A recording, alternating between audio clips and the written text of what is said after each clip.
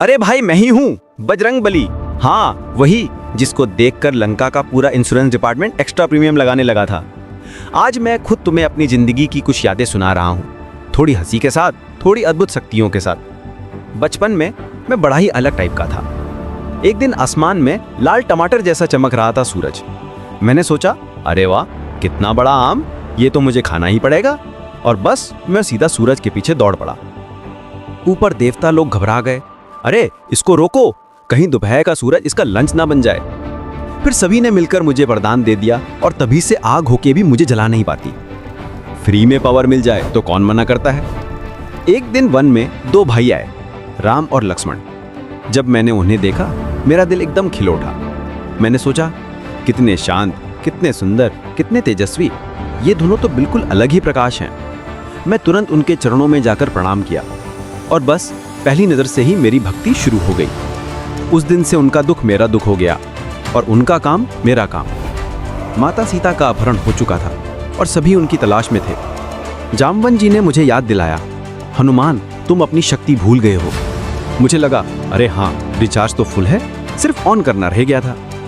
मैं पहाड़ की चोटी पर चढ़ा, राम का नाम लिया, जय श्री राम, और फिर मैं ऐसे उड़ा जैसे किसी ने मुझे फ्री में अनलिमिटेड डेटा दे दिया हो। नीचे समुंदर भी बोल उठा, अरे भाई धीरे, लहरें हिला रहे हो। लंका पहुंचकर मैंने अपना रूप छोटा कर लिया और चुपके से अशोक वाटिका में घुसा। वहां माता सीता दुखी बैठी थी। मैंने धीरे से कहा, माता मैं राम का दूत हूं। पहले उन्हें लगा कोई धोखा चल रहा है, पर जब मैंने राम जी की अंगूठी दिखाई उनकी आंखें भर आई। माँ ने मुझे आशीर्वाद दिया और माँ का आशीर्वाद तो हमेशा टर्बो बूस्ट होता है। रावण के सैनिकों ने मुझे पकड़कर दरबार में ले गए। रावण गरजा, कौन है तू?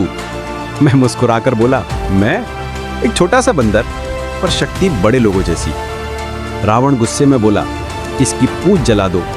और यहीं उससे सबसे बड़ी गलती हो गई। आग मुझे क्या जलाती, मैं ही पूरी लंका का फ्री फायर टोर कर दिया।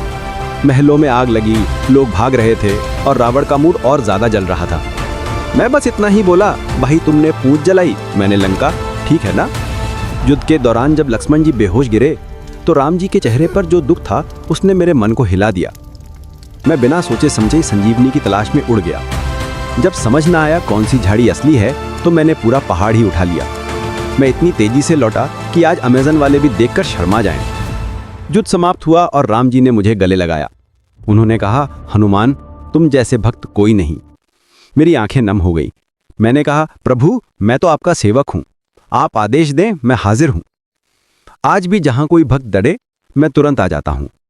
कोई राम का नाम ले वहां हनुमान प्रकट हो जाता है। मेरी जिंदगी का एक ही सरल नियम है, शक्ति से बड़ा होता है भक्ति का बल और भक्ति से बड़ा होता है राम का नाम। मैं हूं बजरंगबली और राम का काम हमेशा मेरा काम है।